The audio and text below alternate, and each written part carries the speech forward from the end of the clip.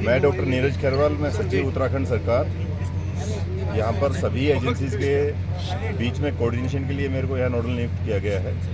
तो मैं आप सभी का आज की प्रेस ब्रीफ में प्रेस कॉन्फ्रेंस के अंदर स्वागत करता हूँ। जैसा कि आप सभी अवगत है, आज शाम को 4 बजे दिल्ली में भारत सरकार के द्वारा भी वहाँ पर भी एक प्रेस ब्रीफिंग की गई है। उसके अंदर काफ़ी इश्यूज़ के बारे में जो NDMA के मेंबर हैं सैयद हसनैन सर, उनके द्वारा ब्रीफ किया गया है।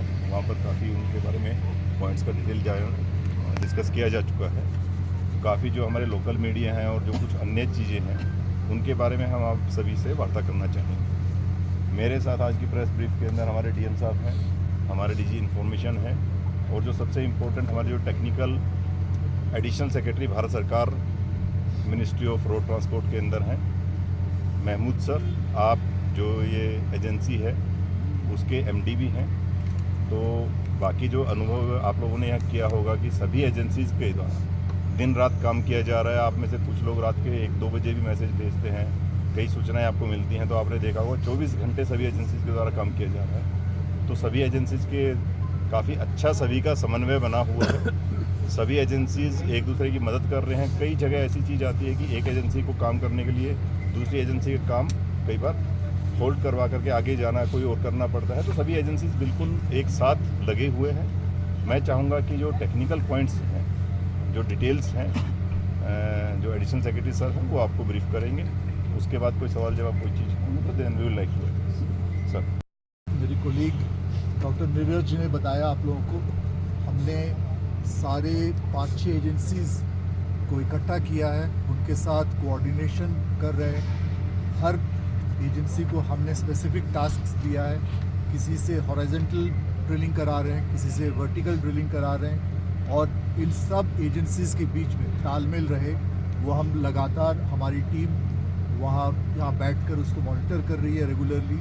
और जितने हमारे आर्मी के, BRO के और अन्य ऐसे एजेंसीज़ हैं जिनसे हम मैन का, अदर रिसोर्सेज का ले सकते हैं, कोई भी कंट्रीब्यूशन वो हम ले रहे हैं। और सबसे बड़ी बात, डिस्ट्रिक्ट एडमिनिस्ट्रेशन हमारे साथ है बिल्कुल। और DM साहब हैं, SP साहब भी हैं साथ में। अभी अर्पण आप जुड़े अभी हमारे साथ। और तो और उनके साथ NDRF, SDRF के सारे लोग तैनात हैं। हम लगातार इस काम पे, इस प्रयास पे लगे हैं कि हम जल्द से जल्द ये जो इंसिडेंट हुआ है इससे हम अपने जितने हमारे भाई अंदर ट्रैप हुए हैं उनको हम जल्द से जल्द निकाल पाएँ। मैं आपको डिटेल में थोड़ा बताना चाहूँगा। NHIDCL सबसे पहले, चाहे वो ऑक्सीजन सप्लाई का व्यवस्था हो, चाहे पानी का हो, चाहे दवाइयाँ और फूड का, खाने पीने का व्यवस्था हो, सब वो इंश्योर किया है। अंदर इलेक्ट्रिसिटी सप्लाई है पूरी तौर से और वहाँ लाइटेड है। 2 किलोमीटर तक जगह वहाँ बिल्कुल साफ़ है क्योंकि टनल बना हुआ था। और ये जितनी लाइफलाइन की एफर्ट्स है, हम चाह रहे थे कि एक लाइफलाइन से तो हम कुछ जैसे ड्राई फ्रूट्स हुआ, चना हो गए, मूढ़ी हो गए, ये सब हम भेज पा रहे थे। लेकिन हम चाहते, वो 4 इंच का था हमारे, हम 6 इंच के पाइप के ज़रिए और एक एडिशनल भी लाइफलाइन बनेगा, ये हम चाहते थे कि वो हम जल्द से जल्द इस्टेब्लिश करें। और आपको पता ही होगा कि कल दिन के 3:30 बजे हम ये एडिशनल लाइफलाइन भी हम थ्रू कर चुके हैं। जिसके बाद उन अंदर जो हमारे भाई सब हैं उनसे हमने थोड़ी बहुत कम्युनिकेशन भी कर पाए, वॉकी टॉकी भी हमने भेजा और एक वीडियो भी हम उनका ले पाए, जिससे पता चला वो तंदुरुस्त हैं। उनकी जो मानसिक हालत है वो भी सही है, ठीक है।